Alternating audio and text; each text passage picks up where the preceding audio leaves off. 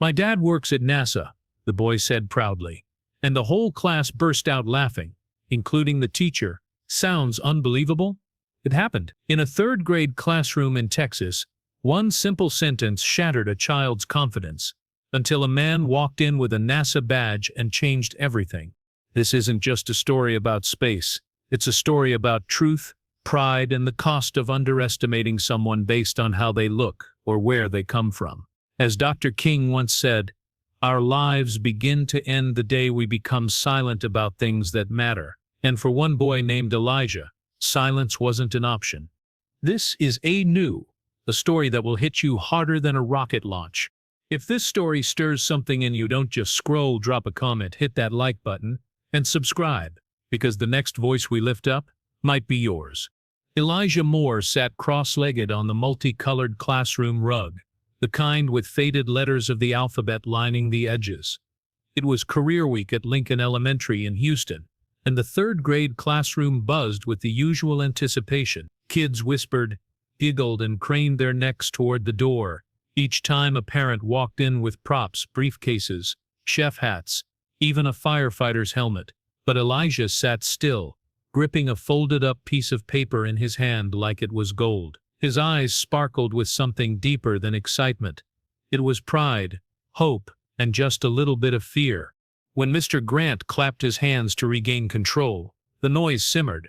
"All right, class," he said, standing at the front with his ever-present clipboard. "Let's go around. Share what your parents do for work." Short and sweet. Each kid chimed in. "My mom's a nurse.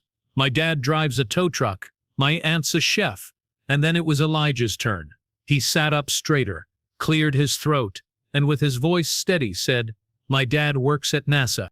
For half a second, silence, then it hit, first a snicker from the back, then a chuckle from another corner. Elijah's smile faltered. But what truly shattered the moment was Mr. Grant's response. He didn't laugh loud, but the way he tilted his head, raised an eyebrow, and smirked, it sliced deeper than any joke. "NASA?" he said, more like a question than a statement. "That's quite the imagination, Elijah. Maybe stick with something a little more believable next time, okay?" The class laughed harder now. A few kids elbowed each other. One girl whispered, "He thinks his dad's an astronaut or something." Elijah's cheeks burned. He opened his mouth to explain, to correct them, but nothing came out. Instead, he looked down at his sneakers, tapping them together in rhythm like he could stomp out the humiliation. Mr. Grant moved on, unaffected, already calling on the next student. But inside Elijah, something shifted. The confidence he'd carried all morning evaporated like mist in the Texas sun. The folded paper in his hand, the one with his carefully written notes and a crayon drawing of a space satellite, now felt like a mistake. He stuffed it deep into his backpack without even unfolding it. Across from him, a girl named Tasha leaned in and whispered, "I believe you." But Elijah didn't respond. Not because he didn't appreciate it. He did. He just didn't want to cry. Not here. Not in front of them. The rest of the morning blurred. The parade of proud parents continued. Elijah barely looked up. When the bell rang for lunch, he grabbed his tray and sat at the end of the table. He didn't touch his sandwich. He didn't laugh when two boys started breakdancing by the vending machines. And when it was time for recess, he didn't race to the monkey bars like he usually did. All he could think about was that moment, Mr. Grant's smirk, the laughter, the disbelief. It wasn't just that they doubted him. It was how easy it was for them to do it. Like it was obvious, automatic, as if a kid like him couldn't possibly have a father at NASA. Elijah's dad wasn't a fantasy. He was real. Dr. Marcus Moore had worked as a systems engineer at the Johnson Space Center for the past 12 years. His current assignment, helping develop the relay communication system for the next Mars mission. Elijah had spent countless evenings sitting in their garage, listening as his dad explained orbits and data relays with the help of tennis balls and string. But none of that mattered now. Not when the teacher, the grown-up in the room, had already made up his mind. Elijah sat alone under the shade of a tree at the edge of the playground, his thoughts churning. He wanted to go home. He wanted to tell his dad what happened. But a part of him worried. What if Dad didn't come today after all? What if traffic made him late? What if no one believed him even when they saw him? He clenched his fists, then loosened them. His dad always told him, "Truth doesn't need applause, Elijah, just courage." But right now, courage felt a long way off. That evening, Elijah sat on the floor of the garage, legs crossed on a worn-out carpet square, sipping on a juice pouch, while his dad sorted through tangled bundles of wires and cables stacked in plastic storage bins. The garage smelled like old cardboard, motor oil, and something faintly metallic, like the scent of space, Elijah once imagined. "You really think they'll like it?" Elijah asked, holding up a hand-drawn diagram of a satellite, complete with orbit paths and handwritten labels in red marker. Dr. Marcus Moore looked up from the wiring, a smile tucked into the corner of his mouth. "I think they'll love it," he said, "especially if it comes from you." "But what if they don't believe me?" Elijah asked, voice lower now. "What if they laugh?" Marcus set the wires down and sat beside his son, resting his elbows on his knees. He didn't answer right away. Instead, he looked at the diagram carefully, nodding at the details. "Elijah," he said finally, "some people laugh when something doesn't fit inside the world they know. Doesn't always mean they're cruel. Sometimes it just means their world is small." Mr. Grant laughed. Elijah said quietly. Marcus's expression shifted, just for a second. Not anger, but something sharper, deeper. "He did." Elijah nodded. He said, "I should say something more believable." Marcus took a slow breath. "Well," he said, "then I guess tomorrow we're going to expand his world a little." They didn't talk much more after that. Elijah helped organize chords by color, asking questions every few minutes, like how long it takes for signals to reach Mars, or whether a solar flare could fry a communication system. Marcus answered each one with patience, with wonder, like each question deserved to be asked. Later that night, Elijah lay in bed, the NASA folder his dad had brought home resting beside him like a treasure chest. He wanted to bring it to class the next day, to show the photos and diagrams, the mission patch and printed specs. "Can I bring this?" he asked, as his dad poked his head into the room. Marcus chuckled. "That's all government property, buddy. I don't think they'd appreciate you handing out Mars relay schematics." "Not even one page?" Elijah asked, hopeful. Marcus sat at the edge of the bed. "You don't need the folder," he said. "You've got your voice. That's the only proof that really matters." "But what if I mess it up?" "Then you try again," Marcus replied, "but never stop telling the truth. Even if people don't clap. Even if they laugh. Because the truth doesn't change just because someone refuses to see it." Elijah nodded. He didn't fully understand it. Not yet. But he trusted it. The next morning, Elijah woke up early. He ironed his own polo shirt, combed his hair twice, and packed his presentation notes again, this time not in his backpack, but in his jacket pocket, like a secret weapon. As they pulled into the school's parking lot, Marcus looked at his son from the driver's seat. "I might be a couple minutes late," he said. "Gotta finish a call with a contractor from JPL." Elijah's heart dropped a little, but he nodded. "Okay." Marcus smiled. "Don't worry, I'll be there." Elijah stepped out of the car, shoulders squared, head high, but the moment he walked into the classroom, all that confidence started to drain away. Mr. Grant greeted the students with his usual chipper voice, acting like the day before had never happened, but Elijah remembered. During spelling, he sat still. During math, he didn't raise his hand, not even when he knew the answer. At recess, he didn't play tag. He sat by himself again, watching the clouds drift across the sky like slow-moving ships. Every few minutes, he checked the clock. By the time the afternoon rolled around, the desks had been rearranged in rows. A whiteboard stood at the front, with career presentations written in dry erase. The classroom was buzzing again. Parents stood outside, waiting for their names to be called in. Mr. Grant stood near the door, with a clipboard, calling one parent at a time, a baker, a mechanic, a dental assistant. Each one got applause, cheers, a few questions. Elijah's knees bounced under his desk. His palms were damp. His eyes kept darting toward the door. Then came the moment. His name next on the list. Mr. Grant glanced down at the clipboard. Next we have, but he didn't finish, because the door opened, and Dr. Marcus Moore walked in. The moment Dr. Marcus Moore stepped into the classroom, the air shifted like someone had thrown open a window. He wasn't wearing anything flashy, just a navy blazer over a crisp white shirt. Dark slacks, polished shoes, and clipped neatly to his chest was a silver badge that read NASA Johnson Space Center. But it wasn't the clothes that stopped the room cold. It was his presence, calm, focused, undeniable.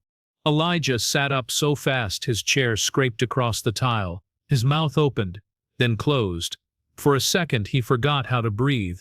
Mr. Grant blinked twice. His voice caught somewhere behind his teeth. Hello?"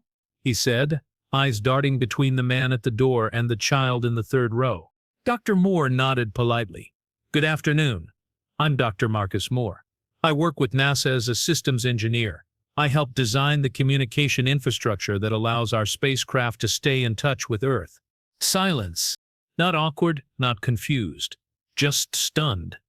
Dr. Moore stepped forward and turned toward the whiteboard. He clicked a remote in his hand, and a slide projected onto the screen behind him. It showed a web of satellites in deep space, orbiting Mars. "What you're looking at," he said, his voice deep and steady, "is part of the Mars Relay Network. It's how we receive data and signals from rovers, millions of miles away." A hand shot up from the back of the room. "Is it like space Wi-Fi?" Dr. Moore smiled. "Exactly. Though the signal lag is a bit worse. Imagine texting someone and having to wait 15 minutes for a reply." Laughter rippled through the room. This time Elijah laughed too. The next slide popped up. An image of the Jet Propulsion Laboratory in California, showing engineers at a mission control center. Then another, Dr. Moore and Elijah, side by side, wearing matching NASA badges and grinning under a massive satellite dish. "That's me and my son," he said, "taken during a behind-the-scenes visit last year." Elijah felt his chest swell. He looked around. The smirks from the day before were gone. No one was laughing now. Except Mr. Grant. He wasn't smiling. He stood off to the side, shoulders tight, hands folded awkwardly behind his clipboard. Dr. Moore wrapped up the presentation with a calm precision. He didn't rush, didn't perform. He just explained, and every word seemed to carry more than information. It carried weight, truth. But just before he clicked off the final slide, he paused. His gaze swept across the room, then settled on Elijah. "I heard someone yesterday said working at NASA sounded unrealistic," he said, letting the words linger in the stillness. Then he looked at Mr. Grant. "I suppose we all define realistic differently." The words didn't explode. They landed soft, but heavy. Elijah sat taller than he had all week. His hands, clenched all morning, now rested open on the desk. His eyes sparkled, not from pride alone, but from something deeper, validation. Tasha leaned over and whispered, "Told you so?" Even some of the kids who'd laughed the loudest were now staring in quiet awe. Mr. Grant cleared his throat. "Thank you, Dr. Moore. That was informative." Dr. Moore nodded once. "Glad to be here." He glanced at the clock. "I'll head out. Mars doesn't like being kept waiting." More laughter. Even Mr. Grant chuckled, though it didn't reach his eyes. As Dr. Moore walked toward the door, he slowed beside Mr. Grant. For a moment he said nothing. Then, in a low voice meant only for him, he added, "I hope your students always feel heard, especially the ones who dare to dream bigger than you expect." He left without looking back. The door clicked shut behind him. But the silence he left behind wasn't empty. It was full of something new, something changed. The classroom, once echoing with giggles and dismissive jokes, now felt heavy with realization. Mr. Grant stood motionless for a moment, eyes on the door, one hand gripping the edge of his clipboard, like it might anchor him. Then, slowly, he turned back to the class. But no one was looking at him. They were all looking at Elijah, and Elijah, for the first time in a long time, felt seen. The classroom didn't return to normal after Dr. Moore left. Something unspoken had shifted. Mr. Grant stood in front of the room for a few seconds too long, his lips slightly parted like he was about to speak, but couldn't find the words. He blinked, adjusted his posture, and looked down at his clipboard as if it held the answer to how he was supposed to move on. "Let's thank Dr. Moore for his time," he finally said, voice thinner than usual. A few students clapped, slowly, almost mechanically. Tasha started it. Others followed out of habit, but their eyes weren't on Mr. Grant anymore. They kept drifting back to Elijah, who now sat with his back straight, hands folded neatly, and chin slightly raised. Not with arrogance, but with peace. Mr. Grant cleared his throat again, trying to reassert control. "Next up," he said, glancing at his list. "We have, Mrs. Hernandez, Chloe's mom, the bakery owner." Mrs. Hernandez entered with a tray of cupcakes and a warm smile, passing out little frosting-smeared business cards shaped like cookies. The kids were polite, asked a few questions, and thanked her with claps. But the energy was different, lighter in some ways, heavier in others. No one mentioned satellites or space Wi-Fi, but no one snickered either. Elijah didn't say much for the rest of the afternoon. He didn't need to. The message had already been delivered, and not just by the slides or the badge. It was delivered in the silence that followed, in the way the other students looked at him now, not with ridicule, but with something like respect. By the time the final presentation wrapped up, the bell rang, backpacks zipped, chairs screeched against the tile, and the end-of-day chaos unfolded in waves. Shouts, footsteps, laughter, but Elijah didn't move. He sat quietly at his desk, packing up slower than usual, as if letting himself live in that moment just a little longer. Mr. Grant, still near the front, noticed. For a brief moment he just watched Elijah. Then, taking a breath, he walked over, his steps more hesitant than they'd ever been before. "Hey," he said, hands in his pockets now, clipboard abandoned at his desk.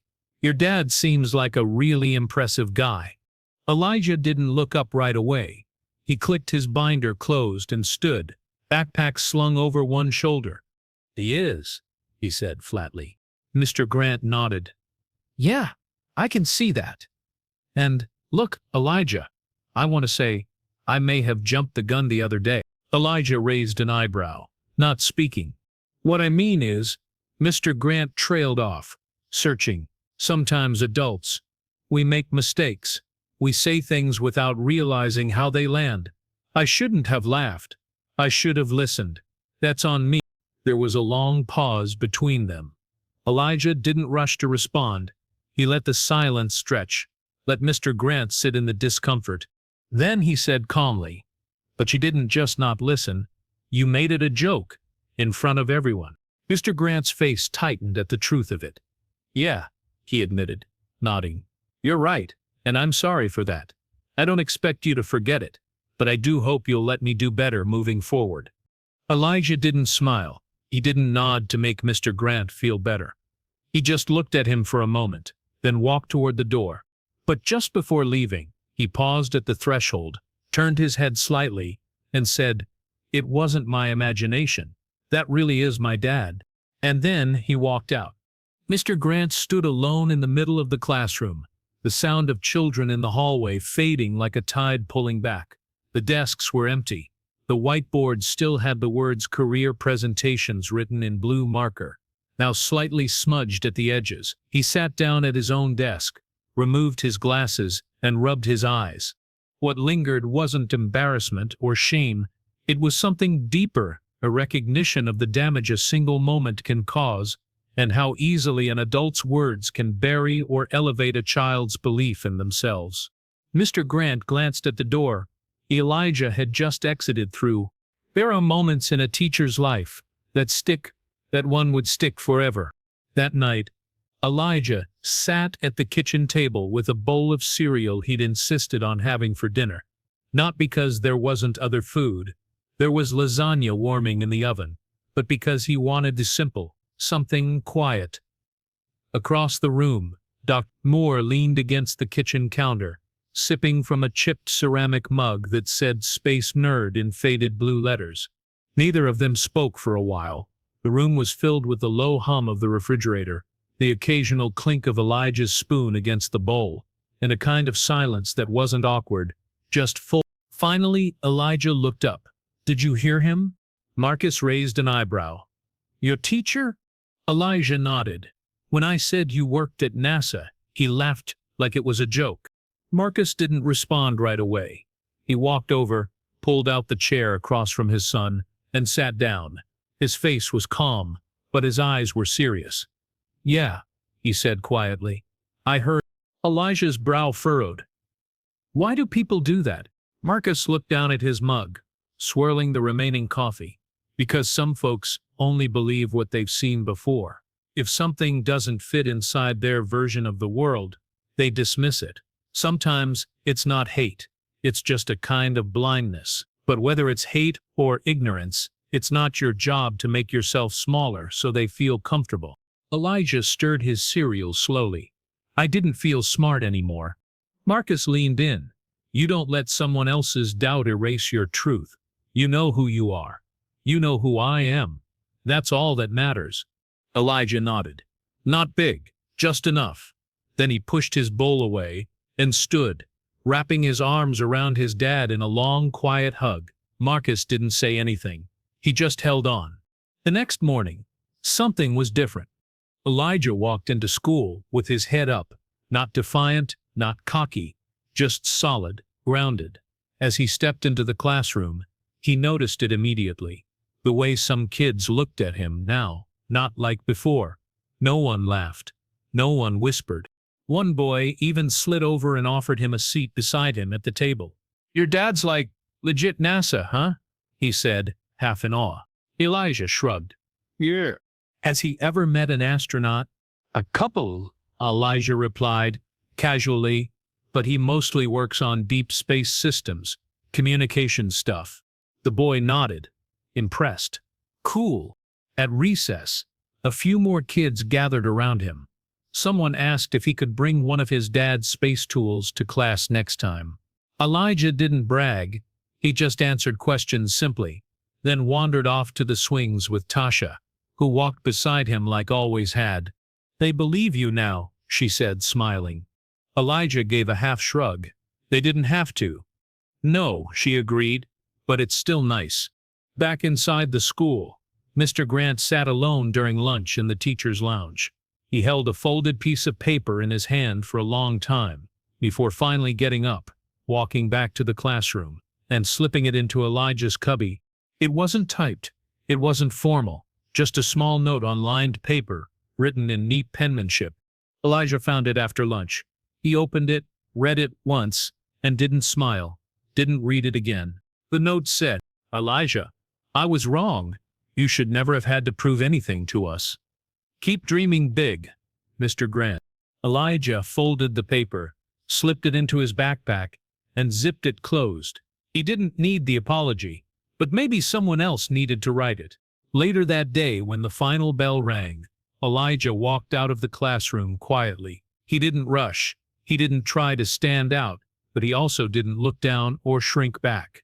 He walked like someone who knew who he was, not because of what the class thought now, but because of what never changed. His father was an engineer. He had told the truth, even when no one believed him. And somewhere inside that classroom, a teacher had learned something too, that when you tell a child their dreams are unrealistic, you're not just limiting their imagination, you're trying to rewrite the story of who they are. But Elijah's story stayed intact, because the truth doesn't need permission. It just needs someone brave enough to say it out loud. Sometimes the smallest laugh can crush a child's confidence, and the quietest truth can rebuild it. Anu reminds us that a child's imagination isn't something to correct, it's something to protect. Dr. Marcus Moore told his son, "Truth doesn't need applause, just courage." That courage is what shapes future astronauts, engineers, and leaders. In a world quick to doubt, we must be slower to judge and faster to believe in each other. As Maya Angelou once said, "People will forget what you said, but they will never forget how you made them feel. So let's choose to make each other feel seen. If this story moved you even a little, I'd love to hear from you. Drop a comment. Have you ever been doubted like Elijah? Tap the like button, and if you're into stories that hit home and stay with you, consider subscribing. This isn't just a channel, it's a space where voices get heard, yours included.